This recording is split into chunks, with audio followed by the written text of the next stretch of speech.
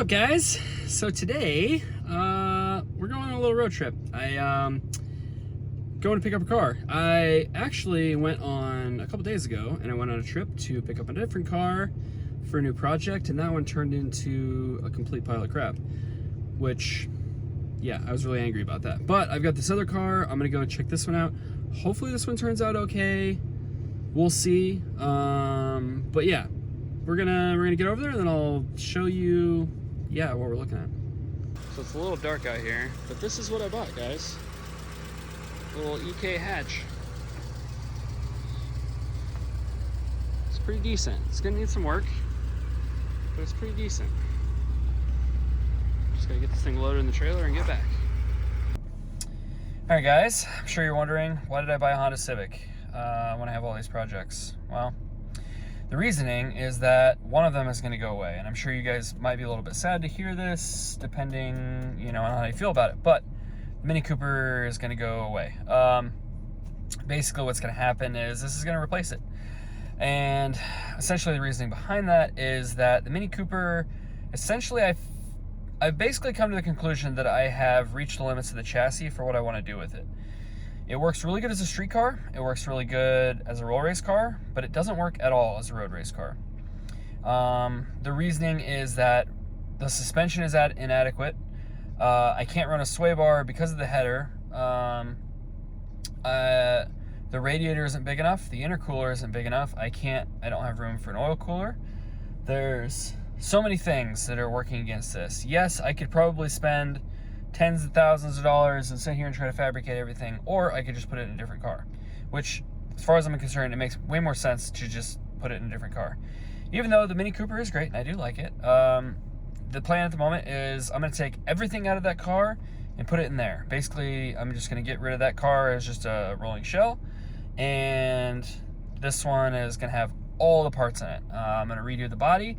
It's going to be really nice, and it should be faster because it's an EK hatch. It should be a little bit lighter, which is nice. So it should be a little bit faster, but I think as a track car, I think that's going to work way better. I mean, obviously, people race, EK hatches on the road course all the time. Like, they work really well. They're really great platforms. So I've owned a couple before, and I absolutely love the EK hatches, the way they look. I mean, I don't know if you guys have seen this, but yeah, I've even got I got a yellow EK hatch tattoo. So I'm a big fan, and yeah, I think this is gonna work out, guys. Hopefully you feel the same way, but I mean, if you don't, it's my car, so it's my decision. Well, guys, it's time. It's on the lift. Time to tear it apart. I need to get all my stuff out of here so I can get it ready for the hatch.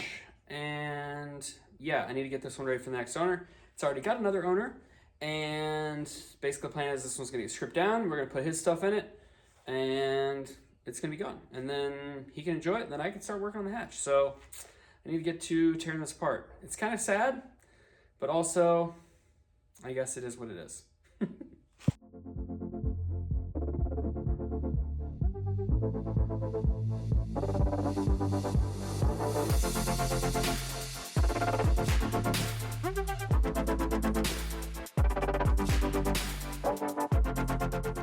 All right, engine's out.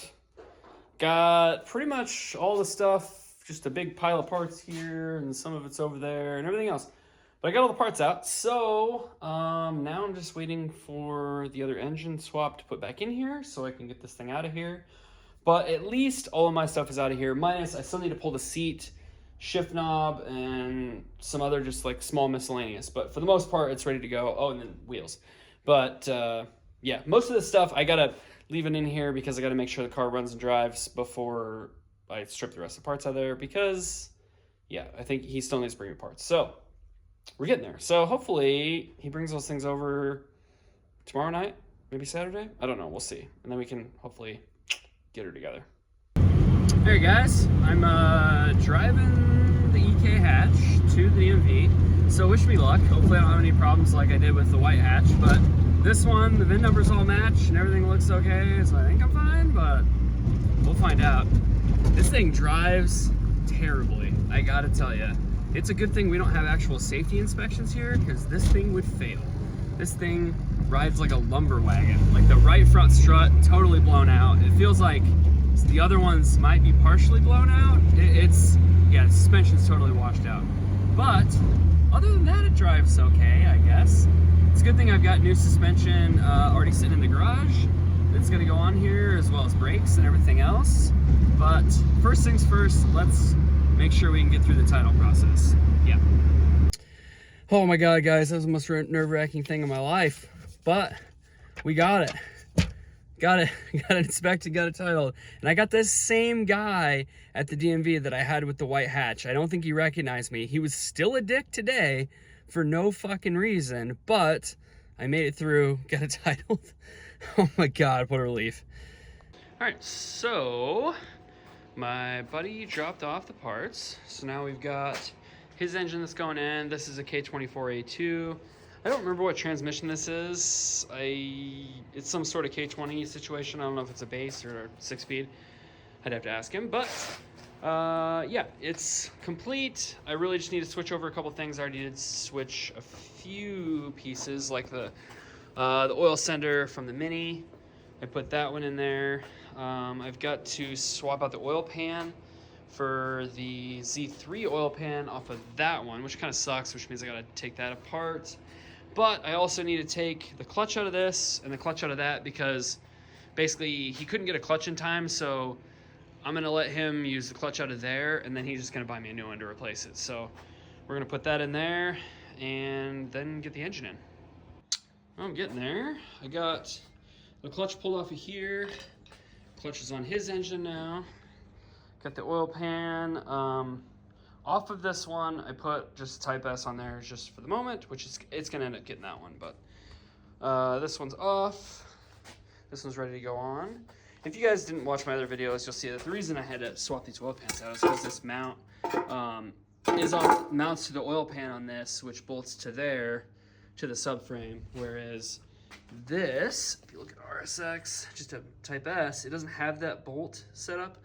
So I had to do that because this is 0611 SI. So I'm gonna throw this on there, and then I can put the tranny on, and then hopefully I can get it in the car.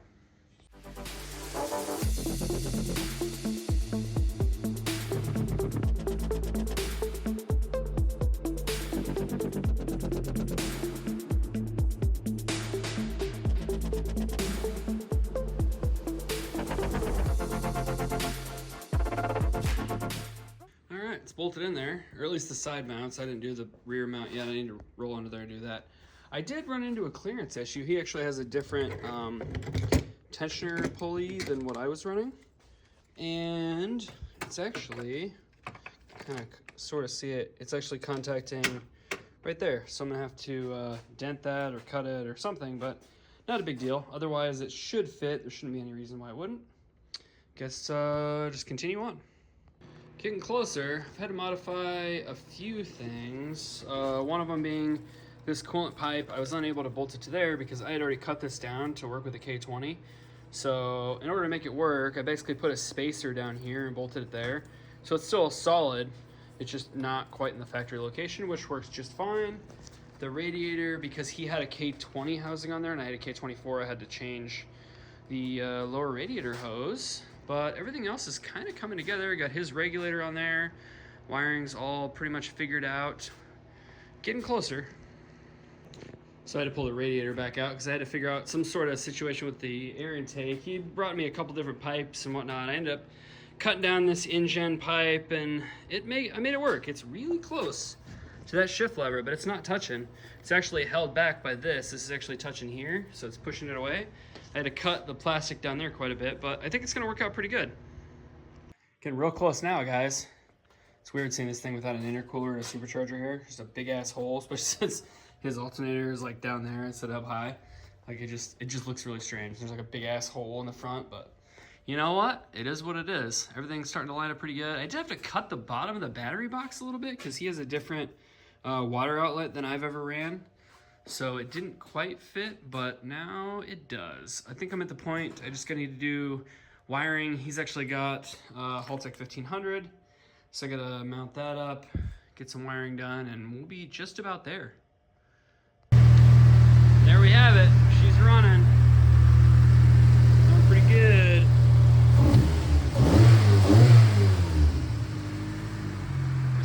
cooling system now. I'm trying to get that ready. Waiting on my buddy to show up. Then we're gonna figure out the seat and the wheels and all that scenario. I know we're jumping ahead, but engine's coming out. Right, Yeah. Joe? Yeah. Right? Yeah. Yeah, man. Yeah. About out of there.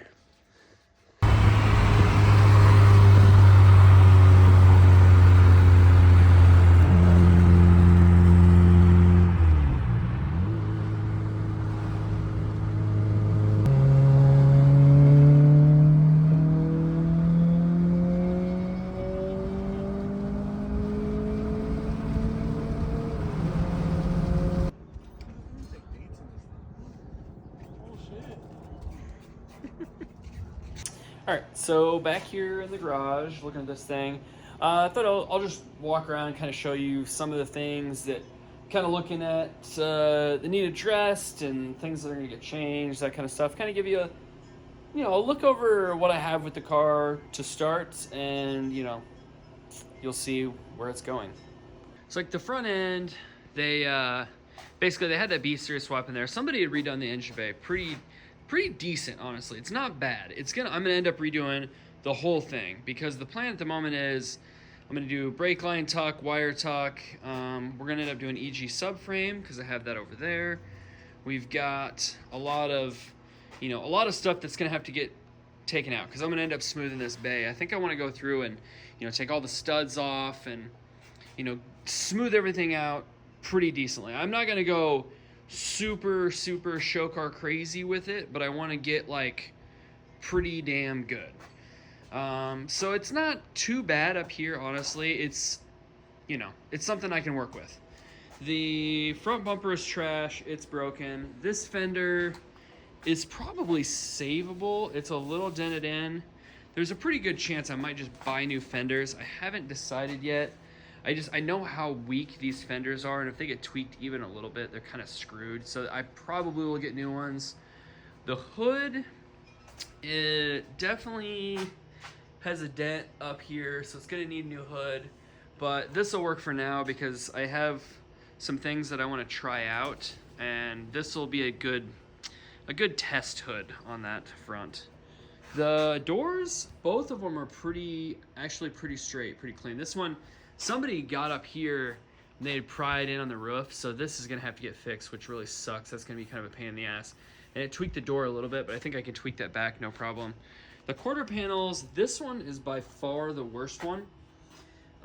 They definitely rolled the quarters, and you can see that it's real ripply. It's not super smooth, so that's gonna have to get fixed. The good news is there's no actual deep rust. All of this is just surface flash rust from where the paint got chipped off, so that's a big plus. That's not going to be too big of a deal. The roof is reasonably clean. However, I did notice, around the edge, it's got some of this kind of shit kind of up in here. There's a little bit of bubbles starting. On the other side, I'll show you, it's actually got a spot that was a little bit deeper, and I have some ideas on what I'm gonna do about this. I kind of grinded this back a little bit ago because I was just kind of curious. You can see there's some pits in there for sure. It's not great. There's a little spot there. It's a little bit right here in this corner too. It's not terrible. I think once this windshield seal is out of there, it'll give me a better idea. There is another spot back here that I'm definitely gonna have to address. I've got this spot right here that's definitely rust. That I'm probably gonna have to chop that out and weld in a new panel, or at least a section to fix that. This side, this door also pretty clean. This quarter panel is much better than the other side, but for some reason, when they rolled it, they did such a shit job on this thing. It's kind of the same situation, but the edge isn't as bad. It's still not perfect. The worst part is right here. It dented this edge in, so that needs to be pulled back out. The rear bumper is actually in pretty good shape. I think it's usable. I haven't looked at it super close, but I think it's usable. Interior wise, we're sitting really good. Everything is in here. It has pretty much all the pieces. I think the only piece I might be missing is this little cap right here, but everything else is in here. Everything's in good shape. It's not broken. It has Del Sol seats in it right now. This one's torn. That's gonna have to get replaced. That one's actually usable. Everything else is pretty good. It's got an SI cluster. It wasn't auto car, so I am gonna have to go through and find the correct brake pedal because they just chopped that one down, made it all janky. But that's all right. They didn't hack it up too bad in here. They did drill the holes in the wrong spot for the B series linkage, but that's all right. I think we're sitting pretty good, guys. It's pretty good. Well, I'm pretty happy with it. I know there's probably a lot of people out there that, you know, might be not so happy that I got rid of the Mini Cooper to do this because, you know, it's just a Honda. But the way I look at it is Hondas are starting to be cool again. Like they were cool in the early 2000s, you know, because of Fast and Furious stuff. And then for a long time they weren't cool because like everybody just, you know, was like, oh, the Ricer Hondas. But now it's like, it's kind of coming back around, I feel like, because there's so little of them on the road at this point. Like, it's honestly, the Ricer cars are like G35s and Dodge Chargers, you know? Like, Hondas, you just don't even see them. Like, every time I see, like, an old, like, EG Hatch or something, or an old EF, like, rolling down the road, I'm like, holy crap, there's a Honda rolling down the road. It's wild to see one now. So I think it's, like, I think it's actually cool to do one again. The Mini Cooper, you know, it was just the chassis was maxed out. There was nothing I could do with it without making it a dedicated race car and going way too far with it. And I didn't want to do that. I'm gonna do some crazy shit with this. Don't get me wrong. I'm gonna be pretty ambitious with this. I have some pretty big ideas, but I still want it to be a street car. Like, number one, it has to be streetable, because for me, a track car that's only a track car doesn't make any sense. Like, if you can only drive it on the racetrack, what the fuck's the point? Like, it just, I don't know. I don't get it. Like, for me, it's got to do both. And it's got to be streetable. So that's the plan. But, I mean, the biggest reason, obviously, for switching to this chassis is to improve cooling of everything. You know, radiator, intake temps, oil temps, all that stuff. And have a better suspension setup all around, because, like, with the Mini Cooper, you know, I couldn't run a sway bar, that kind of stuff. So I think, in general, this platform, it's going to do me well. Plus, the things that I have planned for it, they're going to improve also. But we'll get to that next time when I start digging into it. But for right now, I think that's going to be it on this one. So like, subscribe, do all the things. Peace out.